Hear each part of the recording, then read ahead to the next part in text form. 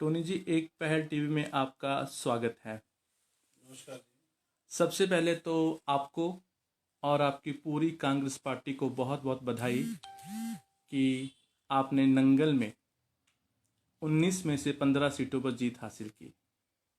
Thank you जी। एक पहल TV की ओर से आपको और कांग्रेस पार्टी को बहुत बहुत बधाई।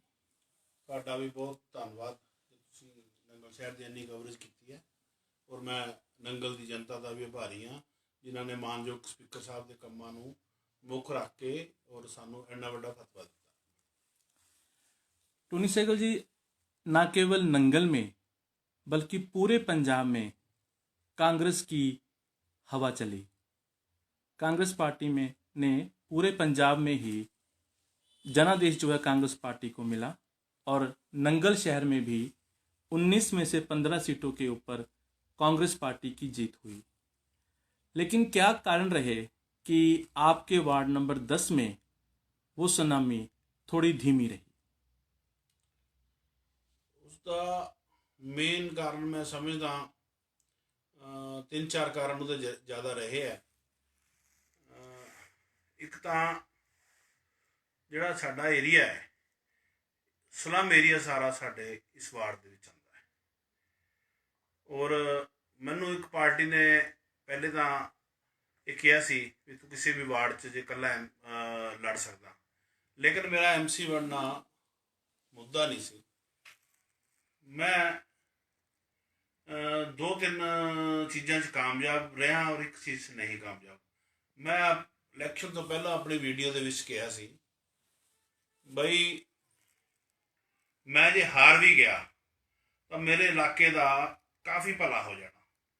ਭਲਾ ਕਿਸ ਤਰ੍ਹਾਂ ਵੀ ਮੇਰੇ ਜਿਹੜਾ ਓਪੋਜ਼ਿਟ ਦੋਸਤ ਸੀ ਉਸਨੇ ਐਲਾਨ ਕੀਤਾ ਹੋਇਆ ਸੀ ਵੀ ਕਿਸੇ ਵੀ ਸੂਰਤ ਵਿੱਚ ਮੈਂ ਇਲੈਕਸ਼ਨ ਜਿੱਤਣਾ, ਚਾਹੇ ਮੇਰਾ 2 ਕਰੋੜ ਰੁਪਈਆ ਵੀ ਲੱਗ ਜਾਵੇ। ਔਰ ਵਾਰਡਬੰਦੀ ਵੀ ਕੁਛ ਹਿਸਾਬ ਦੀ ਸੀ। ਮੈਨੂੰ ਖੁਸ਼ੀ ਇਸ ਗੱਲ ਦੀ ਹੈ ਵੀ ਮੈਂ ਭਾਵੇਂ ਹਾਰ ਗਿਆ ਲੇਕਿਨ ਬਹੁਤ ਸਾਰੇ ਲੋਕਾਂ ਦੇ ਘਰ 50-50 ਹਜ਼ਾਰ ਲੱਖ ਰੁਪਈਆ ਇਸਨੇ ਭੇਜਿਆ। ਸਾਰੀ ਵੋਟ ਵਿਕਾਊ ਨਹੀਂ ਹੁੰਦੀ, ਮੈਂ ਇਹ ਨਹੀਂ ਕਹਿੰਦਾ। ਜਿਹੜੀ ਅੱਛੀ ਵੋਟ ਹੈ ਉਹਦੇ 'ਚੋਂ ਤਕਰੀਬਨ 700-680 ਵੋਟ ਹੈ ਜਿਹੜੀ ਮੈਨੂੰ ਬਹੁਤ ਹੀ ਅੱਛੀ ਵੋਟ ਜਿਹਨੂੰ ਮੈਂ ਕਹਿ ਸਕਦਾ ਸਮਝਦਾਰ ਵੋਟ ਮੈਨੂੰ ਪਈ ਹੈ। ਔਰ ਜੋ ਇਹਦਾ ਗਿੜਗੜਾਉਣ ਦਾ ਤਰੀਕਾ ਸੀ ਜਾਂ ਮੈਂ ਕਹਿੰਦਾ ਇੱਕ ਅਫਵਾਹਾਂ ਕਾਮਯਾਬ ਹੋ ਗਈਆਂ ਇਹਦੀਆਂ ਗਲਤ ਅਫਵਾਹਾਂ। ਮੇਰਾ ਇੱਕ ਸ਼ਹਿਰ ਨੂੰ ਸਹੀ ਕਰਨ ਵਿੱਚ ਵਿਜ਼ਨ ਹੈ ਮੇਰਾ ਵੀ ਮੈਂ ਇੱਕ ਆਪਣਾ ਵਿਜ਼ਨ ਉਹ ਲੁਕਾਉਂਦਾ ਨਹੀਂ ਹੈ। ਮੈਂ ਚਾਹੁੰਦਾ ਹੈ ਵੀ ਝੁੱਗੀ ਝੋਪੜੀ ਵਾਲਿਆਂ ਨੂੰ ਕਿਤੇ ਹੋਰ ਵਸਿਆਵਾਂ ਕੀਤਾ ਜਾਵੇ, ਨੰਗਲ ਦੀ ਐਂਟਰੀ ਨੂੰ ਵਧੀਆ ਬਣਾਇਆ ਜਾਵੇ। ਮੈਂ ਚਾਹੁੰਦਾ ਹੈ ਵੀ ਹਰੇਕ ਗਰੀਬ ਦਾ ਕੋਈ ਜਿਹੜਾ ਬੇਰੁਜ਼ਗਾਰ ਹੈ ਉਹਨੂੰ ਕਿਤੇ ਖੋਖਾ ਮਾਰਕੀਟ ਜਾਂ ਕਿਤੇ ਨਾ ਕਿਤੇ ਵਸਾਇਆ ਜਾਵੇ। ਮੇਰੀ ਇਸ ਗੱਲ ਨੂੰ ਉਹਨਾਂ ਨੇ ਇਸ ਅਫਵਾਹ 'ਚ ਲਿਆ ਵੀ ਇਹ ਸ਼ਾਇਦ ਸ਼ਹਿਰ ਸਾਰਿਆਂ ਨੂੰ ਉਠਾਉਣਾ ਚਾਹੁੰਦਾ ਹੈ। ਇਹ 2-3 ਉਹਨਾਂ ਨੇ ਗਲਤ ਵੇਵ ਚਲਾਈਆਂ ਜਿਹੜੀਆਂ ਕਿ ਮੇਰੇ ਖਿਲਾਫ ਗਈਆਂ। ਬਾਕੀ ਪੈਸਾ ਮੈਟਰ ਕਰਦਾ ਸੀ, ਕੁਛ ਵਾਰਡਬੰਦੀ ਹਿਸਾਬ ਦੀ ਸੀ, ਜਿਸ ਕਰਕੇ ਮੈਨੂੰ ਉਹਦਾ ਨੁਕਸਾਨ। ਇੱਕ ਸਭ ਤੋਂ ਵੱਧ ਜਿਹੜੀ ਮੇਰੀ ਪਾਰਟੀ ਨੇ ਜ਼ਿੰਮੇਵਾਰੀ ਲਾਈ ਹੋਈ ਸੀ ਵੀ ਇਹ ਆਪਣੇ ਆਪ ਨੂੰ ਬਹੁਤ MLA ਦਾ ਦਾਅਵੇਦਾਰ ਕਰਾਉਂਦਾ ਸੀ। ਪੈਸਾ ਕਹਿੰਦਾ ਸੀ ਮੈਂ 2 ਕਰੋੜ ਰੁਪਏ ਲਾਣਾ ਔਰ ਚੇਅਰਮੈਨ ਰਹਿ ਚੁੱਕਿਆ।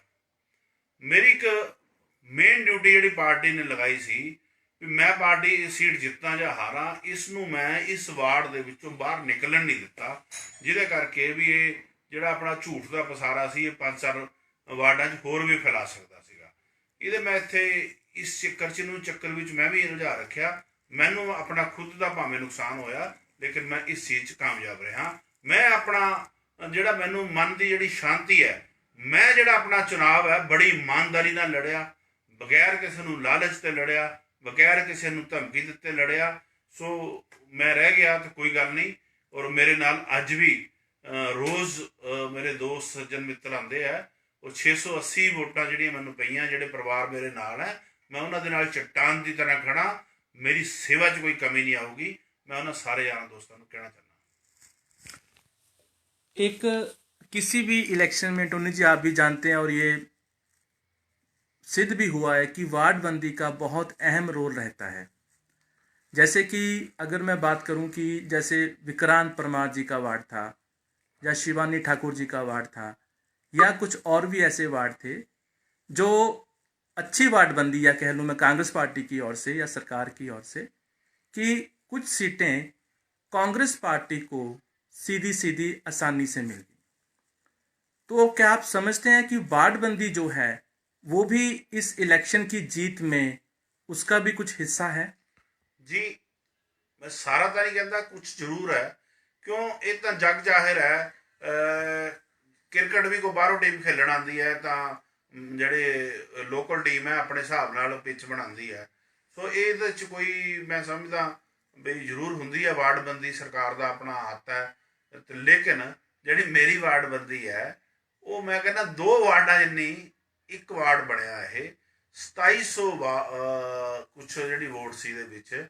ਔਰ ਜਿਹੜੀ ਕਿ ਜਿੰਨੇ ਵੀ ਬਾਹਰੋਂ ਆ ਕੇ ਰੋਜ਼ੀ ਰੋਟੀ ਕਮਾਉਂਦੇ ਆ, ਰੇਹੜੀ ਲਗਾਉਂਦੇ ਆ, ਉਹ ਸਾਰੇ ਇਹਦੇ ਵਿੱਚ ਸੀਗੇ। ਔਰ ਝੁੱਗੀ ਝੋਪੜੀ, ਜਦ ਕਿ ਆਪਾਂ ਜਿਨ੍ਹਾਂ ਨੂੰ ਮੋਚੀ ਬਸਤੀ ਦੇ ਨਾਂ ਨਾਲ ਜਾਣਦੇ ਆ, ਉਹ ਸਾਰੀ ਦੀ ਸਾਰੀ ਪਿਛਲੀ ਵਾਰੀ ਰੇਲਵੇ ਰੋਡ ਸੀ। ਔਰ ਕਾਗਜ਼ਾਂ ਦੇ ਵਿੱਚ ਵੀ ਨਕਸ਼ੇ ਦੇ ਮੁਤਾਬਕ ਵੀ ਉਹ ਮੇਰੇ ਵਾਰਡ 'ਚ ਨਹੀਂ ਪੈਂਦੀ ਸੀ, ਉਹ ਵੀ ਮੇਰੇ ਵਾਰਡ 'ਚ ਪਾਈ ਗਈ। ਮੈਂ ਇਹਦਾ ਵੀ ਕੋਈ ਇਤਰਾਜ਼ ਨਹੀਂ ਕੀਤਾ।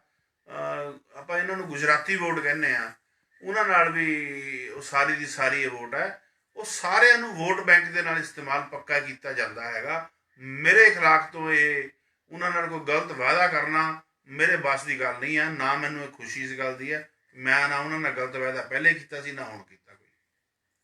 यानी कि आपका ये मानना है कि कुछ हद तक, ज़्यादा तो नहीं, लेकिन वार्डबंदी भी एक आपके वार्ड में एक मात्र कारण रहा है जिसकी वजह से आपको जीत हासिल नहीं हुई। ਮੇਨ ਕਾਰਨ ਮੇਰੇ ਵਾਸਤੇ ਤਾਂ ਇਹ ਜ਼ਿਆਦਾ ਇਹ ਗੱਲ ਬਣਿਆ 1200-1400 ਵੋਟ ਤਕਰੀਬਨ ਇੱਦਾਂ ਦੀ ਸੀਗੀ ਜਿਹੜੀ ਕਿ ਉਹ ਇਹਨਾਂ ਨੂੰ ਸਿਰਫ ਤੇ ਸਿਰਫ ਪੈਸਾ ਇਹਨਾਂ ਨੂੰ ਮੋਲਡ ਕਰਦਾ ਹੈ। ਉਹ ਸਾਰਾ ਦਾ ਸਾਰਾ ਇਹਦੇ ਵਿੱਚ ਸੀ। अच्छा टोनी जी, एक जैसे वार्ड नंबर 10 में बीजेपी की प्रत्याशी और प्रधान भी हैं रजेश चौधरी ने इलेक्शन लड़ा और उनको जीत हासिल हुई। इसी तरह से ही जो लोगों का कहना है और हमारा भी अपना ये मानना है कि वार्ड नंबर 1 में भी ऐसे ही 15 साल से भूपिंदर सिंह पिंदा और उनके अर्धांगिनी, उनकी पत्नी इलेक्शन जीत रहे थे, लेकिन वहाँ पे कांग्रेस पार्टी को जीत हासिल हुई। लेकिन यहाँ पे जो कांग्रेस पार्टी है वो जीत हासिल ना करने में नाकामयाब रही। वहाँ कांग्रेस पार्टी को जीत के क्या कारण रहे? ਮੈਂ ਸਮਝਦਾ ਭਿੰਦਾ ਜੀ ਨੋ ਡਾਊਟ ਕੰਮ ਕਰਦੇ ਰਹੇ ਆ ਆਪਣੇ ਟਾਈਮ ਤੇ, ਲੇਕਿਨ ਲੋਕਾਂ ਨੇ ਉੱਥੇ ਸਮਝਦਾਰੀ ਵਰਤੀ। ਬਈ ਹੁਣ ਜਿਹੜੀ ਹੈ ਸਪੀਕਰ ਸਾਹਿਬ ਦੀ ਡਿਵੈਲਪਮੈਂਟ ਦੀ ਸੋਚ ਹੈ, ਇਹ ਇਲਾਕਾ ਕਿਤੇ ਇਸ ਤੋਂ ਵਾਂਝਾ ਨਾ ਰਹਿ ਜਾਏ। ਉਹਨਾਂ ਨੇ ਇਸ ਮੁੱਦੇ ਕਰਕੇ ਕਾਂਗਰਸ ਦਾ ਜਿਹੜਾ ਉਮੀਦਵਾਰ ਹੈ ਉਹਨੂੰ ਹੁਮਾ ਕੇ ਜਿਤਾਇਆ। ਇਹ ਚੀਜ਼ ਜਿਹੜੇ ਮੇਰੇ ਵਾਰਡ ਦੇ ਵਿੱਚ ਹੈ ਇਹ 680 ਵੋਟਾਂ ਤਾਂ ਜਿਹੜੀਆਂ ਇਹ ਸਮਝਣ 'ਚ ਕਾਮਯਾਬ ਰਹੀਆਂ। ਲੇਕਿਨ ਜਿਹੜੇ ਬਾਕੀ ਪਰਦੇਸੀ ਬੰਦੇ ਆ ਉਹਨਾਂ ਨੂੰ ਡਿਵੈਲਪਮੈਂਟ ਨਾਲ ਕੀ ਲੈਣਾ ਦੇਣਾ ਸੀ।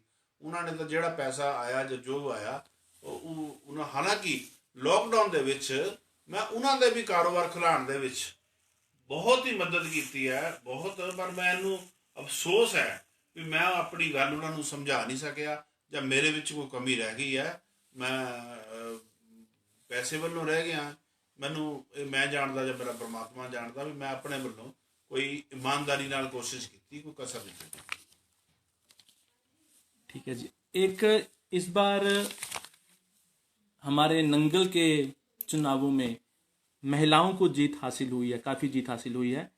मैं देख रहा था 19 में से 10 शायद महिलाओं को जो है वो जीत हासिल हुई है। तो क्या इस बार माननीय स्पीकर महिलाओं को इस नंगल की जिम्मेवारी दे सकते हैं? नहीं, ये देखो 19 उम्मीदवारों का अपना हक है और स्पीकर साहब का अपना हक है।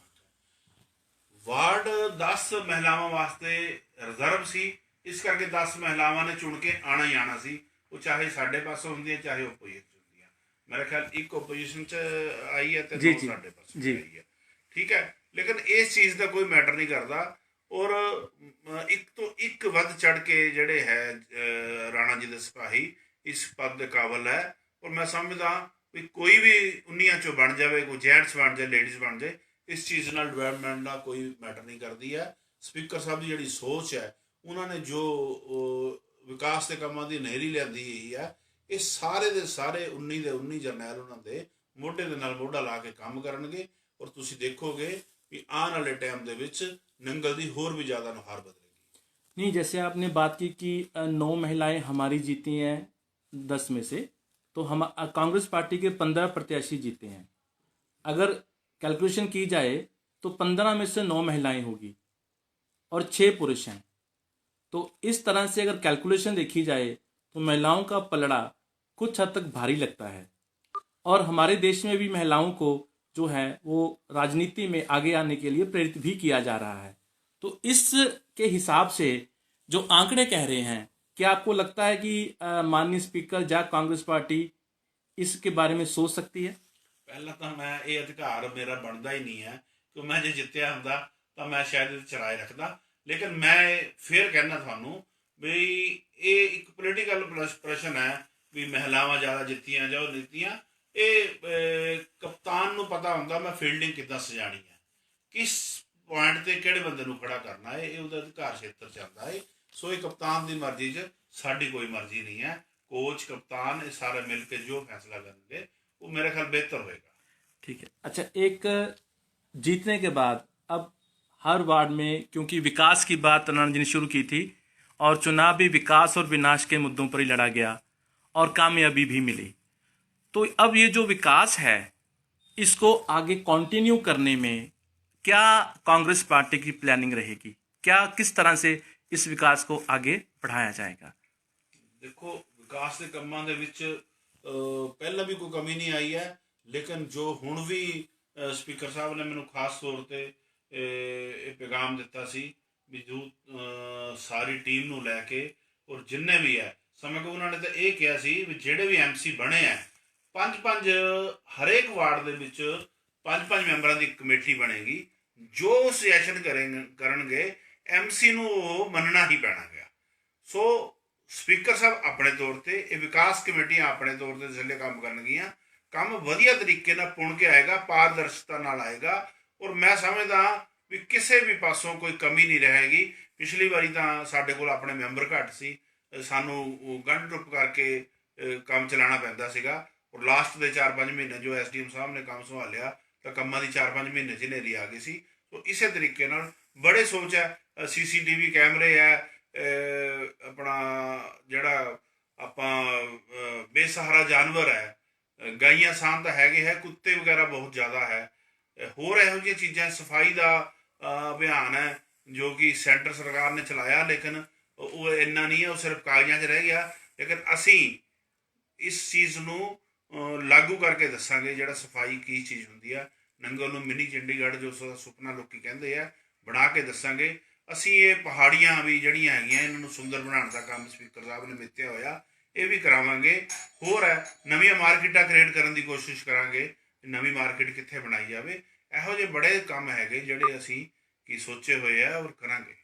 अच्छा, आपने बात की है कि एक 5 मेंबरी कमेटी हर वार्ड में बनेगी, तो क्या उस कमेटी में सिर्फ कांग्रेस के चाहने वाले होंगे या आम लोग, यानी कि मेरा मसलन जैसे कोई बीजेपी का है, कोई अकाली दल का है, कोई आम आदमी पार्टी का, कोई आज़ाद प्रत्याशी है, जो लोग काम कर सकते हैं, ये कमेटी का चयन कैसे होगा? नहीं, वो पार्टी ਦੀ ਲਕੀਰਾਂ ਤੋਂ ਉੱਤੇ ਉੱਠ ਕੇ ਇੱਕ ਤਾਂ ਉਹ ਹੋਣਗੇ 2-3 ਮੈਂਬਰ ਜਿਹੜੇ ਕਿ ਜਿਨ੍ਹਾਂ ਨੂੰ ਕਿ ਜਿਹੜਾ ਸਾਡਾ ਉਮੀਦਵਾਰ ਹੈ ਉਹਨਾਂ ਨੂੰ ਜਿਤਾਉਣ ਦਾ ਉਹਨਾਂ ਨੇ ਆਪਣੀ ਕੁਰਬਾਨੀ ਕਰਕੇ ਉਹਨਾਂ ਨੂੰ ਆਪਣਾ ਸਾਰਾ ਕੁਝ ਦੇ ਦਿੱਤਾ। ਦੂਜੇ ਉਹਨਾਂ ਤੋਂ ਬੁੱਧੀਜੀਵੀ ਵਰਗ ਚੋਂ ਵੀ ਲਏ ਜਾਣਗੇ, ਕੋਈ ਪ੍ਰੈਸ ਰਿਪੋਰਟਰ ਲਿਆ ਜਾਵੇਗਾ, ਇਹੋ ਜਿਹੀ ਰਲੀ ਮਿਲੀ ਅਸੀਂ ਕਮੇਟੀ ਬਣਾਉਣਗੇ।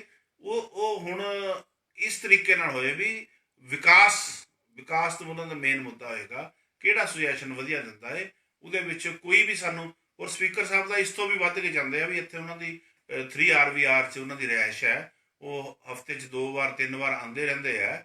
ਉਹਨਾਂ ਕੋਲ ਤਾਂ ਵੈਸੇ ਵੀ ਖੁੱਲੀ ਚੀਜ਼ ਹੈ ਵੀ ਜਿਹੜਾ ਮਰਜ਼ੀ ਉਹਨਾਂ ਨੂੰ ਜਾ ਕੇ ਸੁਜੈਸ਼ਨ ਦੇ ਸਕਦਾ, ਇਸ ਤੋਂ ਇਲਾਵਾ ਵੀ। ठीक है टूनी जी, चलो इलेक्शन की हार जीत तो एक राजनीति का पहलू है, एक जीता एक हारता है, तो अब आपकी, क्योंकि मुझे पता है कि हार कुछ दिन के लिए तंग तो करती है, तो अब आपका क्या, किस तरह से आप पार्टी में किस तरह से जैसे मन लगा के काम करते वैसे ही काम करोगे आप? मैं ਉਸ ਤੋਂ ਵੀ ਦੁੱਗਣੇ ਜੋਸ਼ ਨਾਲ ਕੰਮ ਕਰਾਂਗਾ। ਮੈਂ ਸ਼ੁਕਰੀਆ ਅਦਾ ਕਰਦਾ 680 ਉਹਨਾਂ ਭਰਾਵਾਂ ਭੈਣਾਂ ਦਾ ਜਿਨ੍ਹਾਂ ਨੇ ਮੇਰੇ 'ਚ ਵਿਸ਼ਵਾਸ ਪ੍ਰਗਟ ਕੀਤਾ। ਮੈਂ ਉਹਨਾਂ ਦਾ ਦੂਜੇ ਜਿਨ੍ਹਾਂ ਨੇ ਮੈਨੂੰ ਵੋਟ ਨਹੀਂ ਪਾਈ ਉਹਨਾਂ ਦਾ ਦਿਲ ਜਿੱਤਣ ਦੀ ਕੋਸ਼ਿਸ਼ ਕਰਾਂਗਾ। ਮੇਰੇ ਉਤਸ਼ਾਹ ਦੇ ਵਿੱਚ ਕੋਈ ਕਮੀ ਨਹੀਂ ਆਊਗੀ, ਕਿਉਂਕਿ ਮਾਨਯੋਗ ਸਪੀਕਰ ਸਾਹਿਬ ਦਾ ਹੱਥ ਹੈ ਜਿਹੜਾ ਉਹ ਪਹਿਲਾਂ ਵੀ ਮੇਰੇ ਨਾਲ ਮੇਰੇ ਸਿਰ ਤੇ ਸੀ, ਹੁਣ ਵੀ ਹੈ। ਮੈਂ ਆਪਣੀਆਂ ਕਮੀਆਂ ਦੂਰ ਕਰਨ ਦੀ ਕੋਸ਼ਿਸ਼ ਕਰਾਂਗਾ, ਔਰ ਜਿਹੜੀ ਚੀਜ਼ ਮੈਂ ਨਹੀਂ ਸਮਝਾ ਸਕਿਆ ਸਾਡੇ ਉਹ ਮੈਂ ਲੋਕਾਂ ਨੂੰ ਦੱਸਾਂਗਾ, ਔਰ ਦੁੱਗਣੇ ਜੋਸ਼ ਨਾਲ ਕੰਮ ਕਰਕੇ ਦੱਸਾਂਗਾ। ਔਰ ਆਪਣੇ ਜਿੰਨੇ ਵੀ ਮੇਰੇ ਨਾਲ ਮੁੰਡਿਆਂ ਨੇ ਕੰਮ ਕੀਤਾ, ਜਿੰਨੇ ਯਾਰਾਂ ਦੋਸਤਾਂ ਨੇ ਕੰਮ ਕੀਤਾ, ਉਹਨਾਂ ਦਾ ਹੌਸਲਾ ਅੱਗੇ ਨਾਲੋਂ ਜ਼ਿਆਦਾ ਵੀ मैं बुलंद करा।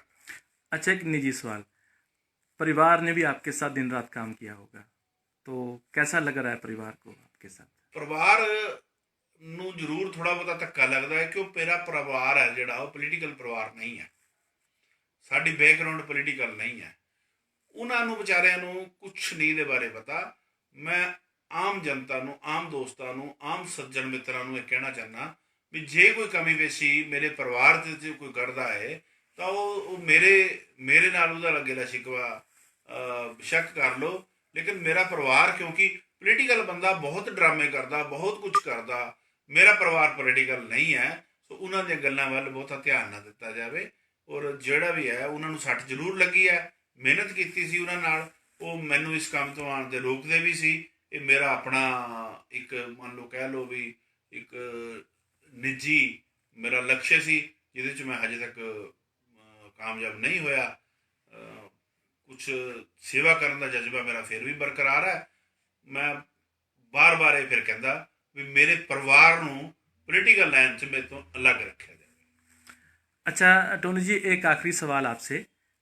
ये हमारी अपनी ऑब्जर्वेशन है कि जब राणा जी ने यहाँ फंक्शन किया तो स्टेज पे आपको बुलाया गया, वो बाकी सारे एमसी काउंसिलर वो निखर नीचे बैठे हुए थे, आपको स्टेज पे बुलाया गया, उसकी कोई खास वजह? ਉਹ ਮੇਰੀ ਕਾਰਜਸ਼ੈਲੀ ਦੇਖ ਕੇ ਮੈਨੂੰ ਸਪੈਸ਼ਲ ਹਮੇਸ਼ਾ ਆਸ਼ੀਰਵਾਦ ਦਿੰਦੇ ਰਹੇ ਹੈ। ਹੁਣ ਵੀ ਉਹਨਾਂ ਨੇ ਮੈਨੂੰ ਇਹ ਗੱਲ ਦਾ ਆਸ਼ਵਾਸਨ ਦਿੱਤਾ ਵੀ ਤੇਰੇ ਜਿਹੜੀ ਹੈ ਤੇਰੇ ਕੰਮ ਕਰਨ ਦੀ ਸ਼ੈਲੀ 'ਚ ਕੋਈ ਪਰਿਵਰਤਨ ਨਹੀਂ ਹੋਣਾ ਚਾਹੀਦਾ, ਮੈਂ ਤੇਰੇ ਨਾਲ ਹੈ, ਹਰੇਕ ਤਰੀਕੇ ਦੇ ਤੇਰੇ ਨਾਲ ਹੈ। ਤੇਰੀ ਉਹਨਾਂ ਨੇ ਸਟੇਜ ਤੇ ਵੀ ਔਰ ਕਾਂਗਰਸ ਪਾਰਟੀ ਦੇ ਵਿੱਚ ਵੀ ਔਰ ਆਪਣੀ ਨਿੱਜੀ ਸਟੇਜ ਤੇ ਵੀ ਜੋ ਉਸ ਦਿਨ 48 ਆ ਜਿੱਤਣ ਤੋਂ ਬਾਅਦ ਕੀਤੀ, ਤਿੰਨੇ ਵਾਰੀ ਉਹਨਾਂ ਨੇ ਕਿਹਾ ਵੀ ਤੇਰਾ ਜਿਹੜਾ ਮਾਨ ਸਨਮਾਨ ਹੈ ਉਹ ਉਵੇਂ ਹੀ ਹੋਏਗਾ, ਤੇਰੀ ਜਿਹੜੀ ਹੈ ਸ਼ਹਿਰ ਦੇ ਕੰਮਾਂ ਦੇ ਵਿੱਚ ਉੱਦਾਂ ਹੀ ਚੱਲੇਗੀ ਜਿੱਦਾਂ ਪਹਿਲੋਂ ਚੱਲੇਗੀ, ਇਹਦੇ ਵਿੱਚ ਕੋਈ ਕਮੀ ਨਹੀਂ ਆਉਣ ਦਿੱਤੀ ਜਾਵੇਗੀ। ਸੋ ਮੈਂ ਸਮਝਦਾ ਇਹ ਉਹਨਾਂ ਦਾ ਇੱਕ ਵੱਡਪਨ ਹੈ ਬਹੁਤ ਜ਼ਿਆਦਾ ਵੀ ਉਹਨਾਂ ਨੇ ਮੇਰੇ ਜੇ ਤੁੱਛ ਬੰਦੇ ਨੂੰ ਵੀ ਗਲੇ ਨਾਲ ਲਗਾ ਕੇ ਰੱਖਿਆ। ਇੱਕ ਉਹਨਾਂ 'ਚ ਬਹੁਤ ਵੱਡੀ ਸਪੈਸ਼ਲਿਸਟੀ ਹੈ, ਉਹ ਬੰਦੇ ਦੀ ਅੱਛਾਈ ਨੂੰ ਦੇਖਦੇ ਆ, 100 ਬੁਰਾਈਆਂ ਨੂੰ ਛੱਡ ਦਿੰਦੇ ਆ। ਉਹਦੀ ਇੱਕ ਵਧੀਆ ਕਪਤਾਨ ਨੂੰ ਪਤਾ ਹੁੰਦਾ ਵੀ ਮੈਂ ਇਹਦੀ ਕਿਹੜੀ ਚੀਜ਼ ਜਿਹੜੀ ਚੰਗੀ ਹੈ। ਕਿਉਂ ਕਹਿੰਦੇ ਨੇ ਵੀ ਸਾਰੇ ਬਨਸਪਤੀ ਦੇ ਵਿੱਚ ਸਾਰੀਆਂ ਚੀਜ਼ਾਂ ਕੁਛ ਨਾ ਕੁਛ ਉਪਯੋਗੀ ਹੁੰਦੀਆਂ, ਸਾਰੀਆਂ ਚੀਜ਼ਾਂ ਮਾੜੀਆਂ ਨਹੀਂ ਹੁੰਦੀਆਂ। ਐਦਾਂ ਹੀ ਇਨਸਾਨਾਂ ਦੇ ਵਿੱਚ ਕੋਈ ਬੁਰਾਈ, ਸਾਰੀਆਂ ਬੁਰਾਈਆਂ ਨਹੀਂ ਹੁੰਦੀਆਂ, ਸਾਰੀਆਂ ਅੱਛਾਈਆਂ ਨਹੀਂ ਹੁੰਦੀਆਂ, ਕਿਸੇ 'ਚ ਕੋਈ ਬੁਰਾਈ ਹੁੰਦੀ ਹੈ, ਕਿਸੇ 'ਚ ਅੱਛਾਈ ਹੁੰਦੀ ਹੈ। ਲੇਕਿਨ ਸਪੀਕਰ ਸਾਹਿਬ ਨੂੰ ਇਹ ਵਿਲੱਖਣ ਜਿਹੜੀ ਹੈ ਉਹਨਾਂ ਦੀ ਸੋਚ ਹੈ ਵੀ ਉਹ ਜਿਹੜੀ ਹੈ ਬੰਦੇ ਦੇ ਵਿੱਚ ਅੱਛਾਈ ਦੇਖਦੇ ਆ, ਬੁਰਾਈਆਂ ਛੱਡ ਕੇ ਉਸ ਅੱਛਾਈ ਨੂੰ ਵਧੀਆ ਕਪਤਾਨ ਵਾਂਗੂ ਉਭਾਰਦੇ ਆ। ਇਹ ਉਹਨਾਂ ਦੇ ਵਿੱਚ ਇੱਕ ਇਹੋ ਜਿਹਾ ਰੱਬ ਨੇ ਉਹਨਾਂ ਨੂੰ ਗੁਣ ਦਿੱਤਾ ਹੋਇਆ ਜਿਹਦੇ ਨਾਲ कि वो मेरा भी इस्तेमाल करते हैं। धन्यवाद टोनी जी। हम आप दर्शकों को बता दें कि हम बातचीत कर रहे थे टोनी सहगल सी से, जो कांग्रेस के प्रत्याशी से वार्ड नंबर 10 से, लेकिन इस बार वो चुनाव हार गए हैं। उन्होंने बड़े ही विस्तार में एक पहल टीवी के माध्यम से आपसे और हमसे बातचीत की है। टोनी जी, शहर वासियों के लिए आपका कोई संदेश हो? मैं सारे शहर वासियों ਨੂੰ ਇੱਕ ਤਾਂ ਇਹ ਕਹਿਣਾ ਚਾਹੁੰਦਾ ਬਈ ਮੈਂ ਪਾਰਟੀ ਦੇ ਲਕੀਰਾਂ ਦੇ ਉੱਤੇ ਉੱਠ ਕੇ ਸਪੀਕਰ ਸਾਹਿਬ ਦੀ ਉਂਗਲੀ ਫੜ ਕੇ ਜਿਵੇਂ ਪਹਿਲੇ ਕੰਮ ਕਰਦਾ ਸੀ ਇਵੇਂ ਕਰਦਾ ਰਹਾਂਗਾ। ਇਲੈਕਸ਼ਨਾਂ ਦੇ ਵਿੱਚ ਹੁੰਦਾ ਰਹਿੰਦਾ ਉੱਪਰ ਥੱਲੇ, ਲੇਕਿਨ ਜੇ ਮੈਂ ਗੱਲ ਕਰਾਂ ਸਪੀਕਰ ਸਾਹਿਬ ਦੀ ਤਾਂ ਉਹ ਵੀ ਪਾਰਟੀਆਂ ਦੀ ਲਕੀਰਾਂ ਤੋਂ ਉੱਪਰ ਉੱਠ ਕੇ ਕੰਮ ਕਰਦੇ ਆ। ਤਾਂ ਮੈਨੂੰ ਵੀ ਉਹਨਾਂ ਦੀ ਇਹੀ ਗੱਲ ਸਭ ਤੋਂ ਵਧੀਆ ਲੱਗਦੀ ਹੈ। ਮੈਂ ਸ਼ਹਿਰ ਦੇ ਵਾਸਤੇ ਹਰ ਵੇਲੇ ਮੇਰਾ ਇੱਕ ਸਾਹ, ਮੈਂ ਦੇਖਿਆ ਤੁਸੀਂ ਕਰੋਨਾ ਦੇ ਵਿੱਚ ਵੀ ਇੱਕ ਸਾਹ ਮੇਰਾ ਸ਼ਹਿਰ ਦੇ ਵਾਸਤੇ ਹੈ। ਮੈਂ ਫਿਰ ਉਹੀ ਗੱਲ ਕਰਦਾ ਹਾਂ ਵੀ ਮੈਂ ਕੁਛ ਪਾਉਣ ਵਾਸਤੇ ਨਹੀਂ, ਆਪਣੀ ਦਿਲ ਦੀ ਤਸੱਲੀ ਵਾਸਤੇ ਸੇਵਾ ਕਰਦਾ ਹੈ। ਉਹ ਸੇਵਾ ਮੈਂ ਵੱਧ ਚੜ੍ਹ ਕੇ ਕਰਦਾ ਹਾਂ। धन्यवाद टोनी जी।